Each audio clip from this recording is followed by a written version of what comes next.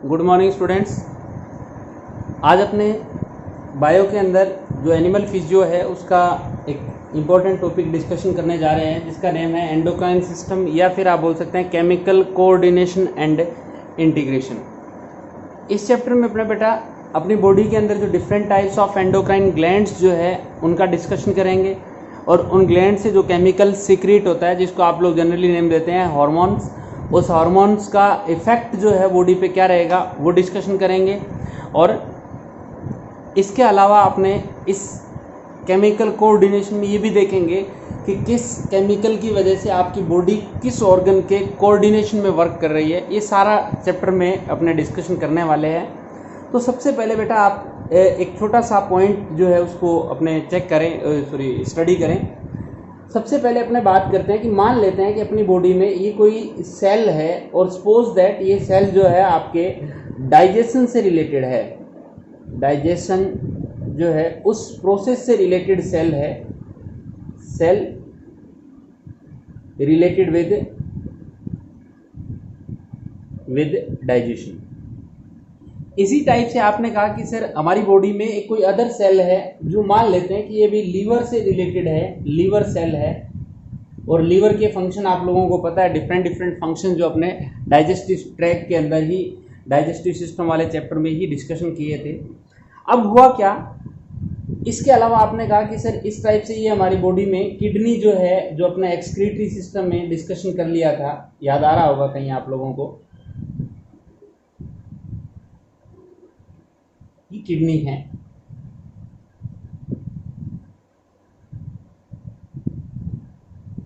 अब क्या हुआ कि अपनी बॉडी में ये डिफरेंट पार्ट्स है, और इन डिफरेंट पार्ट्स का आपस में कोऑर्डिनेशन, मतलब कोऑर्डिनेशन का मतलब जैसा फंक्शन ये करे वो इसके अकॉर्डिंग, इस एलिमेंट्री कैनाल के अंदर, इस डाइजेस्टिव सेल के अंदर कितनी अमाउंट में फूड आया, और इस फूड को लीवर कितनी अमाउंट में स्टोर करवाएगा या किस अमाउंट के अंदर ब्लड के अंदर रहने देगा, फिर लीवर के अंदर जो यूरिया फॉर्मेशन हुई उसको किडनी किस अमाउंट के अंदर बॉडी में रिटेन करेगी या बॉडी से एलिमिनेट करेगी।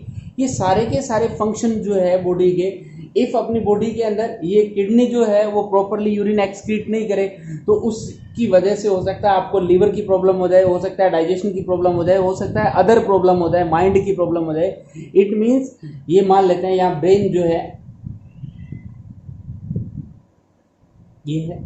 तो कहने का मीनिंग ये हुआ कि अपनी बॉडी के अंदर जितने भी पार्ट है उन सब पार्ट का आपस में कोऑर्डिनेशन होता है, मतलब सारे के सारे एक दूसरे से मिलकर वर्क करते हैं। अब ये जो मिलकर वर्क करेंगे, कोऑर्डिनेशन में जो वर्क करेंगे, उस कोऑर्डिनेशन वाले वर्क को या इस कोऑर्डिनेशन को मेंटेन करने के बेटा दो तरीके हो सकते हैं। कोऑर्डिनेशन में बी ऑफ टू टाइप्स में बेटा फर्स्ट टाइप जो है वो अपने डिस्कशन करते हैं neural control and coordination, neural coordination.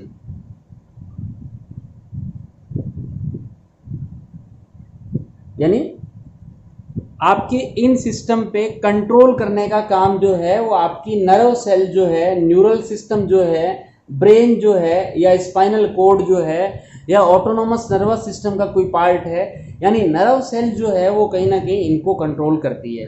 बेटा ये फिक्स है, हालांकि अभी तक अपने नर्वस सिस्टम जो है वो डिस्कशन नहीं किया। ये जो न्यूरल कंट्रोल होता है बेटा, इसके अंदर ज़्यादातर जो कंट्रोल होता है वो इलेक्ट्रिक फॉर्म में,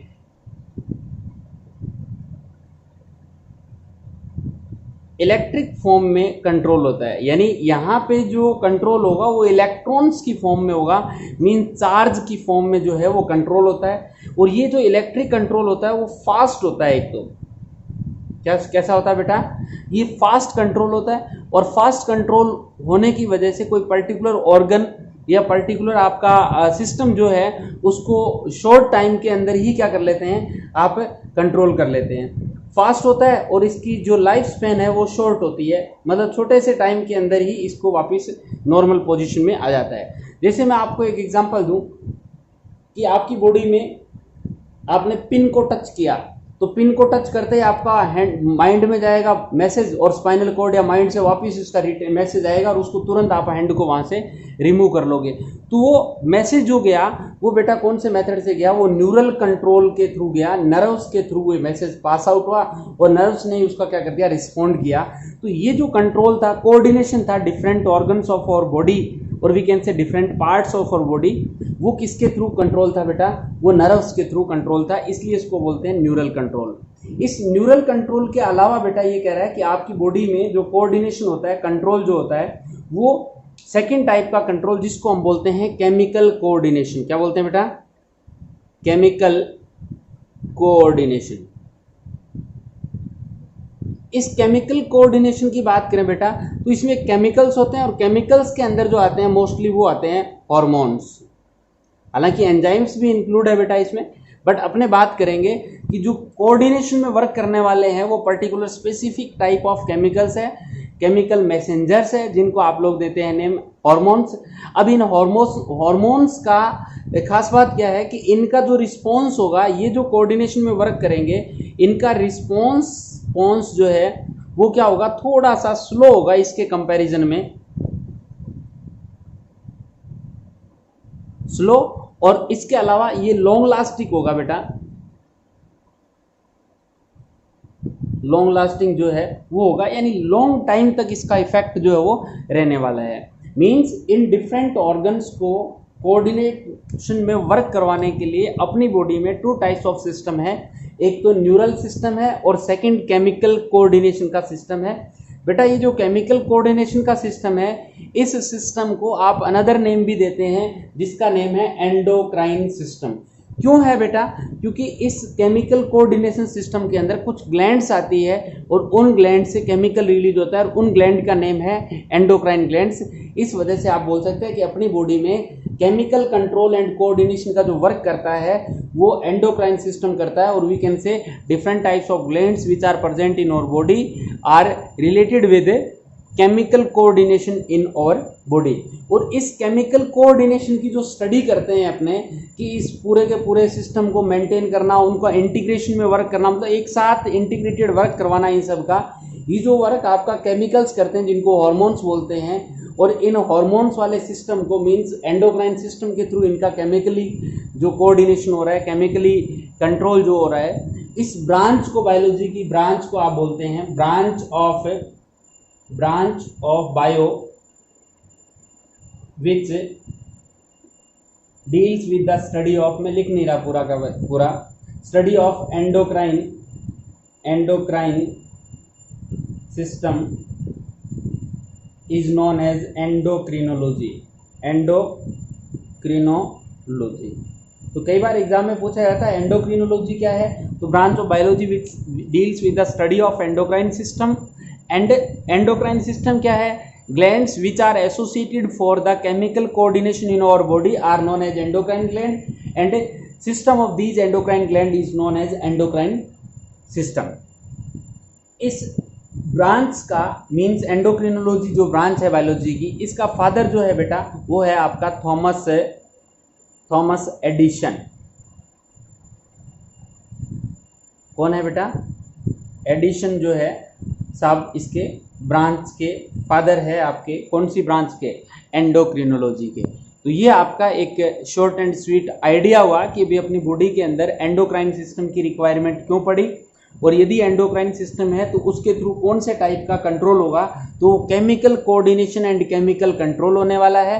जनरली होता क्या है बेटा, neural and chemical coordination collectively work करता है और सबको कंट्रोल करने का एक साथ काम करता है। इसलिए कई बार क्या करते हैं बेटा, इन दोनों को कोलेक्टिव स्टडी को आप बोलते हैं न्यूरो एंडोक्रिनोलॉजी। कोलेक्टिव स्टडी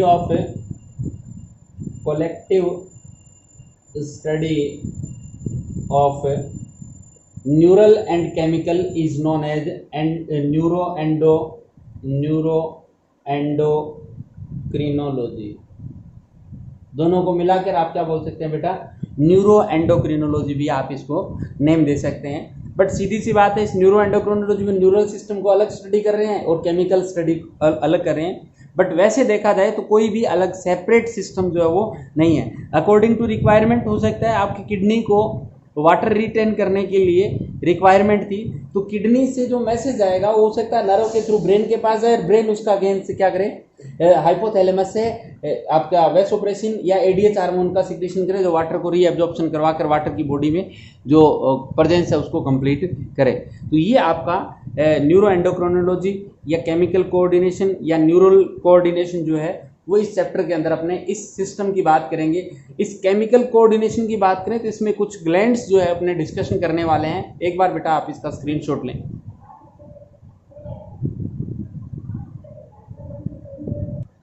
बेटा इसके बाद अपने बात करते हैं कि ये जो ग्लैंड टॉपिक आ रहा है, क्योंकि एंडोक्रिनोलॉजी के अंदर अब डिफरेंट टाइप्स ऑफ ग्लैंड्स का डिस्कशन जो है वो करने वाले हैं।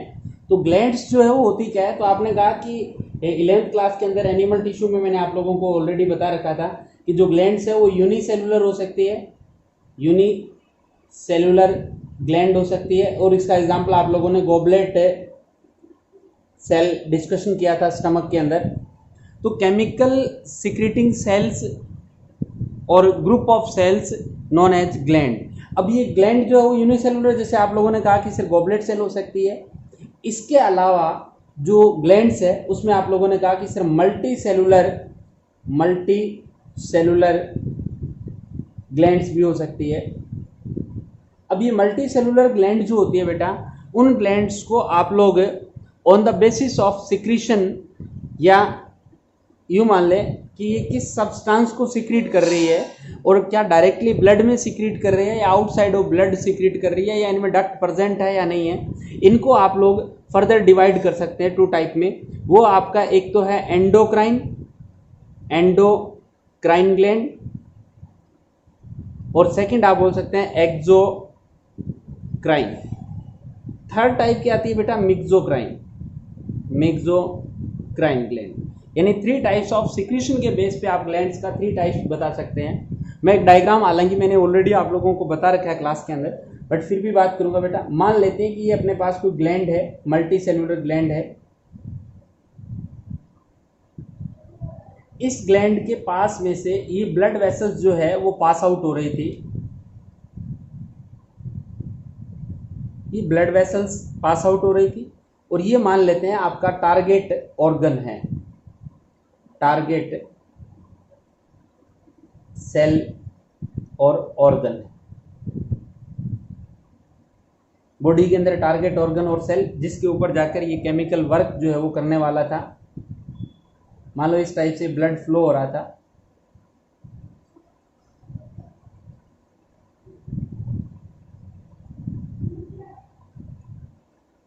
इसमें देखें बेटा, इस ग्लैंड ने जो केमिकल रिलीज किया उस केमिकल को डायरेक्टली इसने रिलीज कर दिया किसमें, इस ब्लड के अंदर।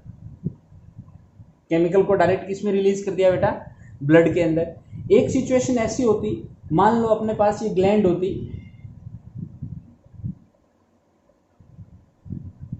ये ग्लैंड होती, चाहे मल्टी सेलुलर हो यूनिसेलुलर हो, मान लेते हैं मल्टी सेलुलर कोई ग्लैंड है। इस ग्लैंड ने टारगेट ऑर्गन जो था, माना कि ये टारगेट ऑर्गन था, इस टारगेट ऑर्गन तक केमिकल्स को पास आउट करने के लिए पर्टिकुलर डक्ट को यूज किया। क्या यूज की बेटा, ये डक्ट को यूज की और इस डक्ट के थ्रू इसने जो केमिकल रिलीज किया वो डक्ट में, उस डक्ट के थ्रू इसके पास चला गया, वो केमिकल जो है वो टारगेट ऑर्गन तक चला गया। मींस इस वाली पार्ट में जो डक्ट है वो नहीं होती, तो इनको आप बोल सकते हैं डक्ट लेस ग्लैंड। और ये जो है इनमें डक्ट प्रेजेंट है तो इनको बोल सकते हैं ducts gland, ducts gland and these are ductless gland. अब बेटा देखो, ये जो ग्लैंड होती है डक्ट लेस ग्लैंड होती है, जो अपना सिक्रीशन डायरेक्ट ब्लड में रिलीज कर रही है, उनको आप बोलते हैं एंडोक्राइन ग्लैंड, या इन्हीं का दूसरा नेम है duct less gland. Second type की ये जो आपके है, सेकेंड वाली ग्लैंड जो है, जिनको आप एक्सोक्राइन ग्लैंड के नेम से जान रहे हैं, these are exocrine glands, means इनमें डक्ट प्रेजेंट है, तो इनको आप बोल सकते हैं डक्टस ग्लैंड, डक्टस ग्लैंड। और कुछ अपनी बॉडी में ऐसी ग्लैंड्स भी है बेटा, जैसे डक्टस ग्लैंड का एग्जांपल आप लोगों को दे सकता हूँ, लीवर ग्लैंड हो सकती है, आपके जितनी भी आपके इंटेस्टाइनल जूस का सिक्रीशन करने वाली ग्लैंड हो सकती है, डाइजेस्टिव ट्रैक के अंदर गैस्ट्रिक ग्लैंड्स जो है वो हो सकती है, पैंक्रियाज ग्लैंड हो सकती है। बट पैंक्रियाज ग्लैंड बेटा आती है मिक्सोक्राइन के अंदर। पैंक्रियाज ग्लैंड क्यों आती है ये अपने को भी पता है, क्योंकि इसका मैक्सिमम पार्ट तो कैसा होता है, एक्सोक्राइन होता है, बट सम पार्ट कैसा होता है इसका, एंडोक्राइन वाला भी होता है। Means glands which have ducts are known as ducts gland और exocrine gland, which while glands which does not have ducts are known as ductless gland और endocrine gland। इन endocrine gland का जो केमिकल है उसको नेम देते हैं बेटा hormones, और इनका जो एक्सोक्राइन का जो केमिकल है उसको जनरली एंजाइम नेम देते हैं। क्या नेम देते हैं बेटा, एंजाइम। और मिक्सोक्राइन का मतलब जो दोनों की तरह से बिहेव करे, उसका कुछ पार्ट एंडोक्राइन का, कुछ एक्सोक्राइन का। लाइकवाइज पैंक्रियाटिक ग्लैंड में जो आइसोलेट्स ऑफ लैंगरहैंस वाला पोर्शन है बेटा, वो तो एज ए एंडोक्राइन बिहेव कर रहा है, और जो रिमेनिंग पार्ट है वो आपका किसकी तरह से काम करता है, एक्सोक्राइन ग्लैंड की तरह से बिहेव कर रहा है। तो एंडोक्राइन और एक्सोक्राइन क्या सिस्टम होता है। फिर बेटा क्या होता है, कई बार ग्लैंड की एक ऐसी भी पोजीशन आ जाती है, हो सकता है आप लोगों को मॉड्यूल में कहीं मिल जाए, ऑर्गेनाइज्ड और अनऑर्गेनाइज्ड या नॉन ऑर्गेनाइज्ड ग्लैंड्स। ऑर्गेनाइज्ड का मतलब होता है कि जब जो ग्रुप ऑफ सेल्स है वो एक साथ कोऑर्डिनेशन में वर्क करे, क्लस्टर और टिश्यू जो है वो ऑर्गेनाइज्ड फॉर्म में, सारे की सारी ऑर्गेनाइज्ड फॉर्म ही मैंने आप लोगों से डिस्कशन की है। हो सकता है कि सिंगल ग्लैंड होती वो किसका होता है, वो अनऑर्गेनाइज्ड यूनिसेलुलर ग्लैंड्स भी हो सकती थी। ये लीवर के अंदर हो सकती है, इवन हार्ट के अंदर हो सकती है, आपकी किडनी के अंदर भी हो सकती है। तो ये आपके ऑर्गेनाइज्ड एंड अनऑर्गेनाइज्ड या फिर यूनिसेलुलर और मल्टीसेलुलर। मल्टीसेलुलर हो तो उसमें आप लोग कह सकते हैं कि सर या तो एंडोक्राइन फॉर्म में होगी या एक्सोक्राइन फॉर्म में होगी। अपने अभी जो डिस्कशन करेंगे वो एंडोक्राइन सिस्टम का करेंगे बेटा। Means glands which does not have any type of duct, so these glands are also known as a ductless gland। तो ये आपके ग्लैंड्स का टॉपिक कि टाइप्स ऑफ ग्लैंड कौन कौन सी होती है उनका पूरा हुआ। तो एक बार बेटा आप लोग इसका स्क्रीनशॉट जो है वो लें, फिर अपना डिस्कशन करेंगे कि अपनी बॉडी में कौन कौन से टाइप की ग्लैंड्स होती है, और ये भी डिस्कशन करेंगे कि इन ग्लैंड से कौन सा सब्सटेंस सीक्रेट होता है। तो आप हार्मोन्स की बात कर रहे हैं, इन हार्मोन का भी डिस्कशन अपने करेंगे। बट सबसे पहले बेटा आप इसका स्क्रीनशॉट लें, फिर अपने बात करेंगे अपनी बॉडी में कौन कौन से ग्लैंड्स जो है वो प्रेजेंट होती है।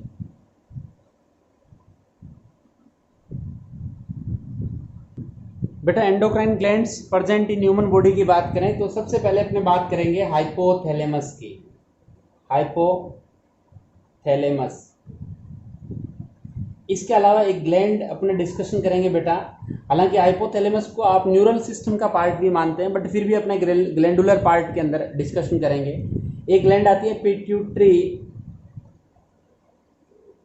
ग्लैंड, इसी ग्लैंड का दूसरा नेम है मास्टर ग्लैंड। इस हाइपोथैलेमस को मास्टर ग्लैंड भी बोलते हैं। उसके अलावा एक ग्लैंड आती है बेटा पीनियल ग्लैंड। पीनियल ग्लैंड, इस पीनियल ग्लैंड को जनरली कई बार क्या है आप लोग सिक्स सेंस के नेम से या फिर आप थर्ड आईज के नेम से भी जान जाते हैं। इसके अलावा फोर्थ नंबर पे अपने डिस्कशन करेंगे बेटा थायराइड ग्लैंड का। थायराइड ग्लैंड, ये जो थायराइड ग्लैंड है बेटा ये अपनी बॉडी के अंदर लार्जेस्ट एंडोक्राइन ग्लैंड है। यदि बेटा सीधा पूछ ले लार्जेस्ट ग्लैंड का तो liver is the largest gland of our body, while largest endocrine gland is thyroid gland। Fifth number पे अपने डिस्कशन करेंगे बेटा पैराथायरॉइड ग्लैंड। सिक्स नंबर पे अपना डिस्कशन करेंगे थाइमस ग्लैंड। सेवंथ नंबर पे अपना डिस्कशन करेंगे pancreatic gland, pancreas gland. Eighth number पे बेटा अपने जो डिस्कशन करने वाले हैं वो करने वाले हैं एड्रिनल ग्लैंड का। नाइन्थ नंबर पे अपने डिस्कशन करेंगे ओवेरी ग्लैंड का। बेटा ये ओवरी ग्लैंड जो है वो ओनली फीमेल के अंदर है। और 10th नंबर पे अपनी डिस्कशन करेंगे टेस्टिस ग्लैंड का, और ये टेस्टिस ग्लैंड जो है बेटा वो ओनली मेल के अंदर अपने को मिलने वाले हैं। तो कुल मिलाकर यदि बात करें अपनी ह्यूमन बॉडी के अंदर तो 10 टाइप्स ऑफ एंडोक्राइन ग्लैंड जो है वो अपने को जनरली मिलने वाली है। और इन सब ग्लैंड से जो केमिकल रिलीज होता है बेटा उस केमिकल का नेम है हार्मोन। तो अभी अपने इस वीडियो के अंदर डिस्कशन कर लेते हैं पहले कि जो हार्मोन्स होते हैं, जो केमिकल इन ग्लैंड से सिक्रीट होने वाला है, उस केमिकल की नेचर कैसी होती है, कितने अमाउंट में रिलीज होता है और किस टाइप से टारगेट ऑर्गन को अफेक्ट करता है। तो एक बार बेटा आप लोग in different types of gland का जो नेम है उनके लिए आप स्क्रीनशॉट ले, फिर ईच ग्लैंड का डिस्कशन अपने करते जाएंगे। इनका ओरिजिन कैसे हुआ, कौन से पार्ट में प्रेजेंट होती है, पर्टिकुलर ग्लैंड का फंक्शन क्या होता है।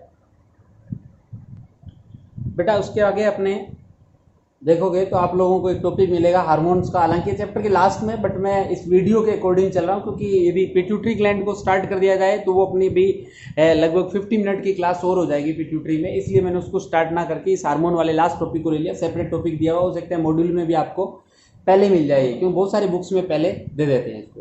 तो हार्मोन की बात करें तो हार्मोन टर्म जो है बेटा, टर्मिनोलॉजी जो है वो किसने दी थी, स्टर्लिंग एक साइंटिस्ट था।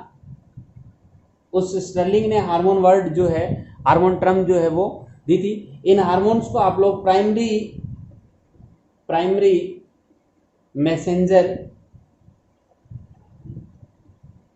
भी बोल सकते हैं, प्राइमरी केमिकल मैसेंजर भी आप लोग इनको नेम दे सकते हैं। और हार्मोन जो होते हैं chemical secreted by endocrine glands in minute or we can say trace amount, यानी जो केमिकल्स है हार्मोन्स है बेटा वो माइन्यूट अमाउंट में, बिल्कुल पार्शियल अमाउंट के अंदर, माइन्यूट अमाउंट में, ट्रेस अमाउंट में ही सीक्रेट होते हैं। किससे सीक्रेट होते हैं बेटा, एंडोक्राइन ग्लैंड से सीक्रेट होते हैं। और ये हार्मोन्स होते हैं वो नॉन न्यूट्रिएंट होते हैं बेटा, ये भी ध्यान रखें। ये कैसे होते हैं, नॉन न्यूट्रिएंट। कैसे होते हैं बेटा, नॉन न्यूट्रिएंट होते हैं, नॉन एंटीजेनिक होते हैं, नॉन एंटीजेनिक मीन्स जब आप बॉडी में इनको लोगे तो आपकी बॉडी में ना तो एंटीजन की तरह से बिहेव करेंगे और ना ही ऐसा होता है कि ये न्यूट्रिशन प्रोवाइड करने का काम जो है वो करे।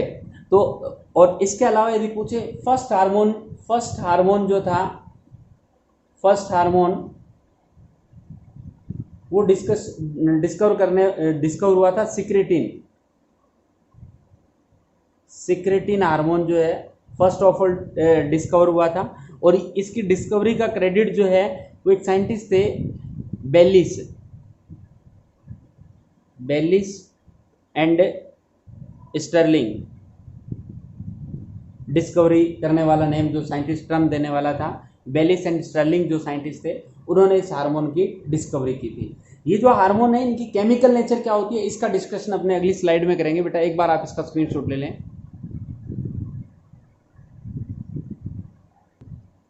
बेटा हार्मोन की केमिकल नेचर की बात करें, chemical nature of hormone, generally क्या होता है बेटा, ये जो हार्मोन्स होते हैं उन हार्मोन्स की केमिकल नेचर, केमिकली 2 टाइप्स के हार्मोन्स जो है वो अपनी बॉडी के अंदर जनरली मिलते हैं। एक तो बेटा मिलते हैं प्रोटीन नेचर के, प्रोटीन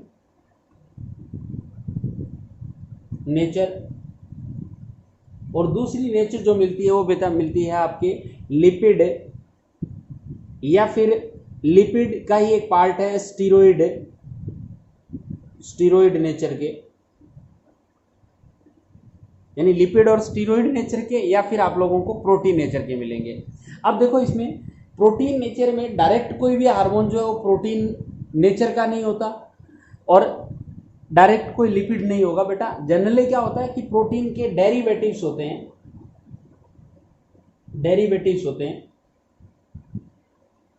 डेरिवेटिव्स ऑफ प्रोटीन होंगे।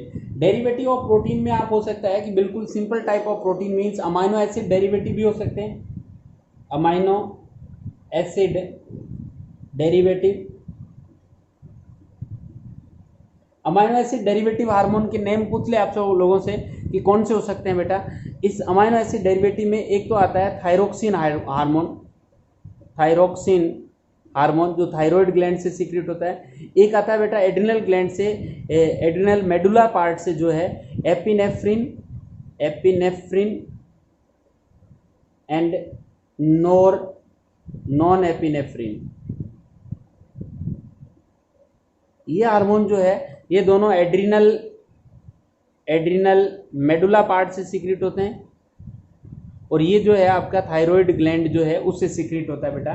तो ये अमीनो एसिड नेचर के हो सकते हैं। हो सकता है कि ये शॉर्ट पेप्टाइड हो, मीन्स प्रॉपरली प्रोटीन नहीं हो, शॉर्ट पेप्टाइड हो, short chain of amino acid जो है वो अपने को मिले, शॉर्ट पेप्टाइड नेचर के भी हो सकते हैं। तो शॉर्ट पेप्टाइड नेचर वाले में जैसे इसने कहा कि एक तो आपका एडीएच हार्मोन जो है, एडीएच हार्मोन, एक आपका ऑक्सीटोसिन, ऑक्सीटोसिन, यानी ये दोनों हार्मोन क्या करते हैं डायरेक्टली सीक्रेट होते हैं हाइपोथैलेमस से, हाइपोथैलेमस से। बट पिट्यूटरी ग्लैंड का जो पोस्टीरियर पार्ट है आपके पिट्यूटराइन ग्लैंड का, उससे इनका सिक्रेशन हो सकता है, रिलीज होते हैं उनसे। एक आपके पिट्यूटरी ग्लैंड से सीक्रेट होता है MSH, melanocyte stimulating hormone, MSH. ये आपके पिट्यूटरी ग्लैंड के एंटीरियर पार्ट से सीक्रेट होता है बेटा। हो सकता है कि प्रोटीन के अंदर वो जो हार्मोन है वो ग्लाइकोप्रोटीन भी हो सकता है। ग्लाइकोप्रोटीन मतलब प्रोटीन का डेरिवेटिव है एक टाइप से, जो कॉन्जुगेटेड टाइप ऑफ प्रोटीन है। ग्लाइकोप्रोटीन मीन्स प्रोटीन के साथ कुछ अदर जुड़ा हो पार्ट। जैसे इसे एग्जांपल लिख सकते हैं थायराइड स्टिमुलेटिंग हार्मोन जो पिट्यूटरी से सीक्रेट होता है, एफएसएच जो पिट्यूटरी से सीक्रेट होता है। इसके अलावा एलएच हार्मोन जो ल्यूटिनाइजिंग हार्मोन है, ये सब पिट्यूटरी ग्लैंड से, पिट्यूटरी ग्लैंड के आगे वाले पार्ट एंटीरियर पिट्यूटरी जिसको एडिनो हाइपोफाइसिस नेम देते हैं उससे सीक्रेट होता है। सब बातें करेंगे। आप लोगों को नेम की कुछ नेचर का हो सकता है, सिर्फ नेम याद रखने हैं यहाँ पे। हो सकता है लॉन्ग पेप्टाइड भी हो, लॉन्ग पेप्टाइड चेन भी प्रेजेंट हो किसी हार्मोन में। तो इसमें ये एग्जांपल आप लोग लिख सकते हैं पैराथायरॉयड ग्लैंड के हार्मोन जिनको पैराथ हार्मोन भी बोल सकते हैं। इसके अलावा इसमें आता है लॉन्ग पेप्टाइड में प्रोटीनेशियस नेचर का होता है आपका इंसुलिन। बेटा ये अब की बार एग्जाम में पूछा गया था which hormone is made up of by protein, तो कौन सा हार्मोन है आप लोगों का, इंसुलिन हार्मोन जो है वो प्रोटीन नेचर का है। इसके अलावा एडनोकॉर्टिकोट्रोपिक ACTH हार्मोन, एडनोकॉर्टिकोट्रोपिक हार्मोन जो है वो भी आपका लॉन्ग पेप्टाइड नेचर के अंदर या मीन्स प्रोटीन नेचर के हार्मोन में कंसीडर करते हैं। बेटा इधर ये जो स्टीरॉयड नेचर के हार्मोन बच गए, जनरली ये स्टीरॉयड नेचर के हार्मोन आपके रिप्रोडक्टिव ट्रैक मीन्स वही टेस्टिस एंड ओवरीज वाले हार्मोन है। लाइकवाइज मैं यहाँ लिख रहा हूँ क्योंकि स्टीरॉयड जो है वो क्या होता है लिपिड का डेरिवेटिव हो। कहीं आप लोगों ने बायोमोलिक्यूल का चैप्टर डिस्कशन किया हो, मेरे वाला वीडियो देखे हो आप लोगों ने, तो जो लिपिड है वो प्रॉपरली नहीं है, लिपिड का डेरिवेटिव है स्टीरॉइड्स। और इन स्टीरॉइड के अंदर आप लोगों ने टेस्टिस से रिलीज होने वाला टेस्टोस्टेरोन्स,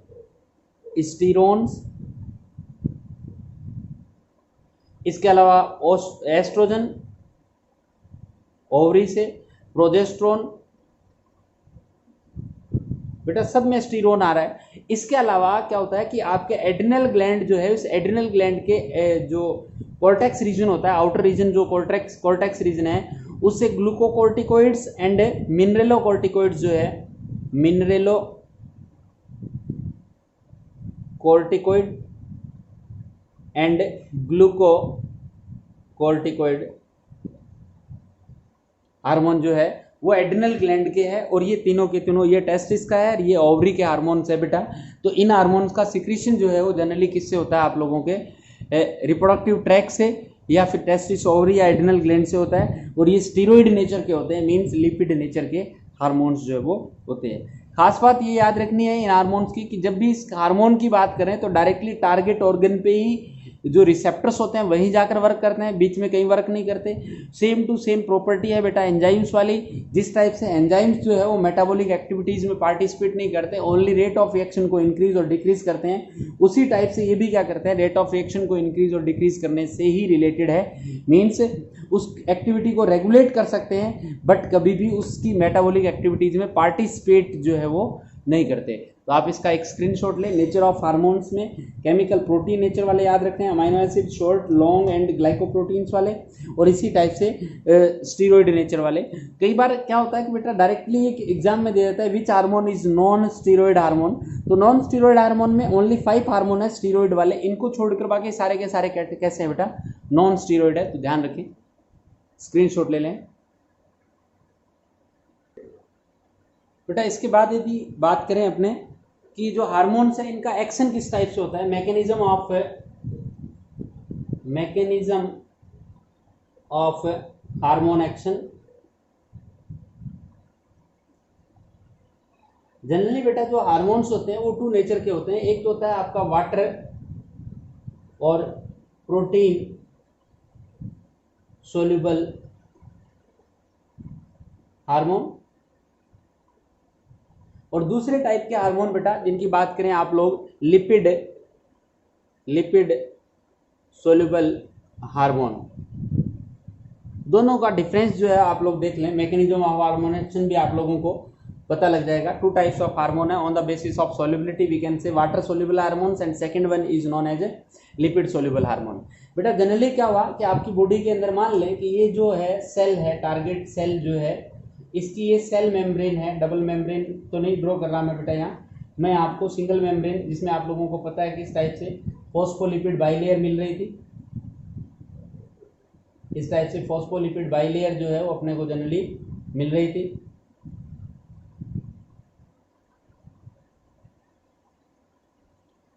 उसी टाइप से यहाँ भी same to same cell membrane को ड्रॉ कर लेते हैं अपने दोनों हार्मोन सेक्शन को स्टडी करने के लिए। सेम सेल मेम्ब्रेन है, मैं बार बार डिस्कशन नहीं करूँगा इसमें।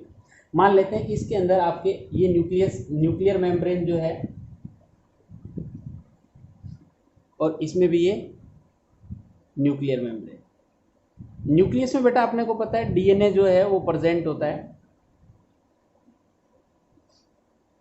अब क्या हुआ, मान लो कि वाटर सोल्यूबल और प्रोटीन सोल्यूबल हार्मोन कोई भी आया, और ये जो हार्मोन जो है वाटर सोल्यूबल हार्मोन या प्रोटीन सोल्यूबल हार्मोन जो है वो आया। मान लेते हैं इसमें एफएसएच हार्मोन या एलएच हार्मोन जो है, एलएच और एफएसएच हार्मोन, क्योंकि प्रोटीन नेचर वाले हार्मोन है। ये प्रोटीन नेचर वाले हार्मोन, ये हार्मोन था, इसको अलग कलर से लेते हैं थोड़ा सा, ये हार्मोन था। ये हार्मोन बेटा यहाँ आया, तो ये वाटर सोल्यूबल और प्रोटीन सोल्यूबल हार्मोन क्या होगा, क्योंकि लिपिड में इनसोल्यूबल है, और आपको पता है कि सेल मेम्ब्रेन जो है इसके अंदर क्या होता है बेटा, लिपिड प्रेजेंट होता है, मोर अमाउंट में लिपिड होता है। इस न्यूक्लियर मेम्ब्रेन में भी क्या है, आपके लिपिड प्रेजेंट है। तो ये जो वाटर सोल्यूबल हार्मोन है वो तो यही रह जाएगा, और इस हार्मोन के रिसेप्टर जो है वो आपको कहाँ मिलने वाले हैं, इस मेम्ब्रेन में। ये ब्लू कलर का मान लेते हैं, हार्मोन रिसेप्टर जो है प्रेजेंट था। हार्मोन आया, हार्मोन सबसे पहले किसके साथ बाइंड हुआ, हार्मोन रिसेप्टर के साथ। अब ये हार्मोन क्योंकि लिपिड सोल्यूबल नहीं है इसलिए अंदर तो जा नहीं सकता। इस हार्मोन ने क्या किया कि सेल के इनसाइड में जो मैसेंजर थे जिनको रिलीज कर दिया, और इनसाइड में जो मैसेंजर थे उनको बोलते हैं सेकेंडरी मैसेंजर। क्या बोलते हैं बेटा, सेकेंडरी मैसेंजर। और इन सेकेंडरी मैसेंजर के अंदर साइक्लिक एएमपी हो सकता है, या फिर IP3 हो सकता है, या कैल्शियम आयंस हो सकते हैं। इन आयंस को जो कि अंदर वाली साइड में प्रेजेंट थे वो इसकी वजह से एक्टिवेट हो गए, और एक्टिवेट होके यहाँ से सेकेंडरी रिस्पॉन्स जो है वो किसके पास गया, इसके न्यूक्लियस के पास गया, और न्यूक्लियस ने इसे वर्क करा के इससे कोई फिजिकल चेंज जो है, फिजिकल वर्क जो है वो करवा दिया। फिजिकल रिस्पॉन्स जो है वो फिजियोलॉजिकल रिस्पॉन्स जो है वो इसे करवा दिया। मीन्स जो वाटर सोल्यूबल प्रोटीन सोल्यूबल वाले हार्मोन्स है वो जनरली सेल के अंदर एंटर नहीं करेंगे। सेल मेम्ब्रेन में जो हार्मोन रिसेप्टर्स होते हैं उन रिसेप्टर्स के साथ अटैच हो जाएंगे, और जैसे ये सेल मेम्ब्रेन के साथ रिसेप्टर अटैच होंगे, जैसे आप यूँ मान लो कि ये कोई बाहर से आपके घर पे कोई पार्सल देने आया और ये आपके घर के ऊपर कोई गेट कीपर था, वो गेट कीपर अंदर नहीं जाएगा, वो पार्सल उससे लेगा और वो अंदर वाली साइड में उसको रख देगा, अंदर से आप अपने आप उसको कोई दूसरा आदमी आएगा वो लेके चला जाएगा। तो क्या इस हार्मोन ने खुद ने अंदर जाके मैसेज दिया कि सेकेंडरी वाले ने मैसेज दिया? तो यहाँ मैसेज जाएगा बेटा सेकेंडरी वाला। या हो सकता है ये गेट कीपर यहाँ से बेल करे, घंटी करे अंदर कि भाई आपका कोई पार्सल आया, बाहर ले जाओ, मैं गेट नहीं छोड़ सकता, तो ये तो गेट पे बैठा रहेगा। जो प्राइमरी रिसेप्टर का काम कर रहा है, हार्मोन रिसेप्टर का काम कर रहा है, और इसके अंदर वाली साइड में जो रिसेप्टर्स होते हैं, मींस जो रिस्पॉन्स करते हैं, मैसेज आगे फॉरवर्ड करते हैं, उनमें आता है आपका साइक्लिक एएमपी एडेनोसिन मोनोफॉस्फेट, या फिर कैल्शियम आयंस जो है वो हो सकता है, या फिर इंटरमीडिएट फॉस्फेट के जो रिसेप्टर्स है वो हो सकते हैं, IP3 वगैरह हो सकते हैं, जो अंदर की तरफ मैसेज आते हैं। उनकी वजह से पहले बायोकेमिकल चेंजेस का मतलब डीएनए से पहले क्या बनेगा बेटा? mRNA बनेगा, और ये mRNA ही पर्टिकुलर एंजाइम और प्रोटीन बनाएगा, और वो प्रोटीन किसी ना किसी फिजियोलॉजिकल इफेक्ट को का वर्क करेगी। यानी ये मान लो FSH आया तो टेस्टिस की ग्रो करवा देगी, ओवरी की ग्रो करवा देगी, तो इस टाइप से वर्क करने वाला है। LH आया तो फर्दर उनसे हार्मोन्स रिलीज करवा देगी। यदि लिपिड सोल्यूबल कोई हार्मोन है, मान लेते हैं कि ये लिपिड सोल्यूबल हार्मोन आया बाहर से बेटा, ये लिपिड सोल्यूबल हार्मोन आया। अब क्योंकि लिपिड सोल्यूबल है तो ये तो सेल मेम्ब्रेन के साथ सोल्यूबल होकर डायरेक्ट जाएगा, और ये न्यूक्लियर मेम्ब्रेन जो है उसको भी पास आउट कर लेगा।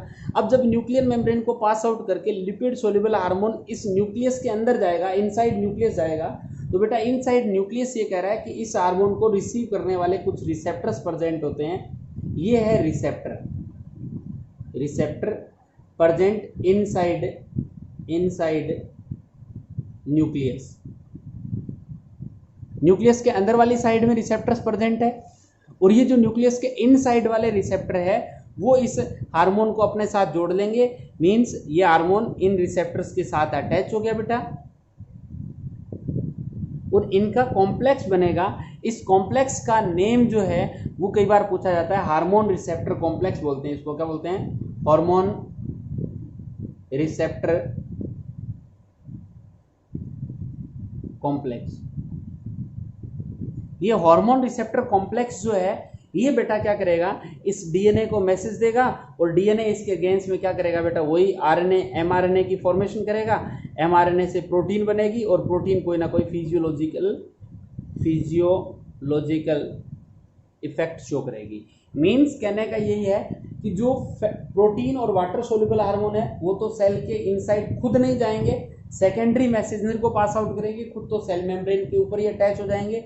जबकि जो लिपिड सोल्यूबल है वो सेल मेम्ब्रेन न्यूक्लियर मेम्ब्रेन को पास आउट करते हुए न्यूक्लियस के इनसाइड जो हार्मोन रिसेप्टर्स है उनके साथ बाइंड होंगे, फिर वो डीएनए को अफेक्ट करेगा, डीएनए से पर्टिकुलर प्रोटीन या फिर पर्टिकुलर फंक्शन जो है वो होने वाला है, उस फंक्शन हो जाएगा। इसी टाइप से यहाँ ऐसा भी हो सकता है बेटा कि हार्मोन्स रिसेप्टर है, इससे डायरेक्टली सेकेंडरी मैसेंजर्स जो है अंदर वाली सेकेंडरी मैसेंजर ही वर्क कर दे, ये फंक्शन हो ही ना। ये भी पॉसिबल है, ये हो भी सकता है, पॉसिबल भी है। बट कहने का मतलब है कि वाटर सोल्यूबल और प्रोटीन सोल्यूबल हार्मोन सेल्स में एंटर नहीं करते, ओनली सेल मेम्ब्रेन पे ही बाउंड हो जाते हैं। तो ये अपने हार्मोन के एक्शन से related mechanism of hormone action को एक्सप्लेन करने के 2 पॉइंट्स हुए आप लोगों के, एक वाटर सोल्यूबल और सेकंड आपका लिपिड सोल्यूबल हार्मोन्स का। आज के लिए बेटा अपनी जो क्लास है वो यही समाप्त हो रही है। उसके बाद कल अपने नए टॉपिक यानी पिट्यूटरी ग्लैंड जो है, जो ग्लैंड्स है अपनी बॉडी के अंदर 10 टाइप्स ऑफ ग्लैंड्स दे रखी है, उन ग्लैंड्स का सीक्वेंस डिस्कशन करेंगे। हो सकता है ये वीडियो आज शाम को ही आपको मिल जाए। Thank you.